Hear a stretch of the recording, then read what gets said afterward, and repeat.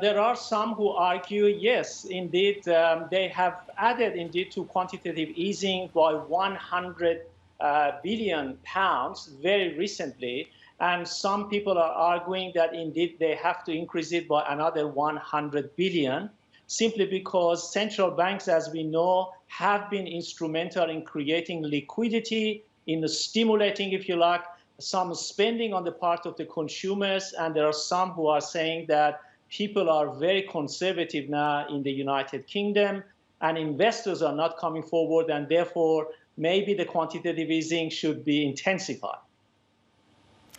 And what do you expect to come from Rishi Sunak's autumn budget by way of more government fiscal stimulus measures? Yes, obviously, we can't simply rely on monetary policy. Fiscal policies are also very important, as we've learned from the past financial and other crises.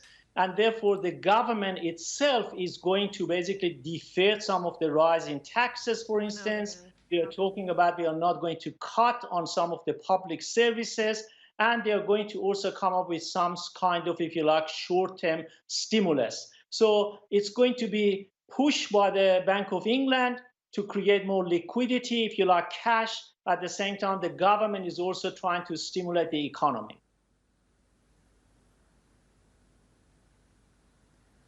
Fariborz, but what actually happens when the stimulus money comes to an end? Because at some point it will, in terms of the support that's been given to furloughed workers. What happens to unemployment at that stage?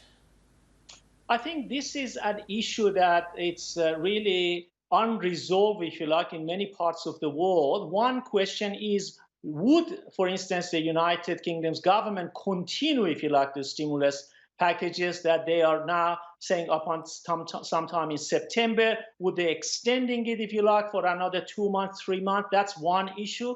The second issue, which is problematic indeed, is whether people basically will be willing to invest and spend money. And of course, when you have got high unemployment, question will be what will happen to economic activity in general. So frankly, there are some of the issues that we don't have an answer for the United Kingdom and indeed for many parts of the world. And we have to wait and see how this pandemic, if you like, will be contained, say, by September and beyond. Sure, and as you say, this is a problem for the rest of the world, but the UK in its own right also has to deal with Brexit uncertainty. It does seem as though the mood music has been shifting a bit this week, people perhaps going a bit more optimistic that a deal could be reached. I mean, from the UK side, they're laying out standards of which they hope to maintain financial equivalence, essentially. How critical is this going to be for the economy going forward?